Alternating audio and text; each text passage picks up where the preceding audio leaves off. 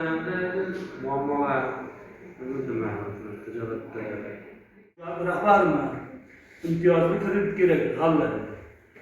Bugun Sarvoyning Sho'rlik mahallasida turaman. İmtiyozli kredit parrandachilik uchun olyapman. Xo'jalik idorasi rahbarimi g'allachilikka imtiyozli kredit so'raydi. G'allachilik. imtiyozli kredit bo'ldi. Bo'limga uchrashuv hujjatlar beradi. Ba'zi imtiyozli g'allachilikka ta'minlanadi. Sayyor platforma orqali. Bugun hamma hujjatlar to'ldirilsa, do'stlarga rahmat beramiz.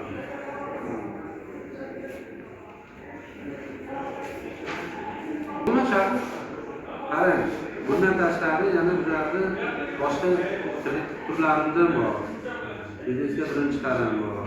Moliyaviy ko'mak bor. Moliyaviy ko'mak degani garovlarga 100 million so'mdan 25%dan kirib beradi. 3 yillik. 6 imtiyoz davri bor. Valyuta kreditlarimiz bor. 12%. Tezkor degan valyuta kredit 3 yillik.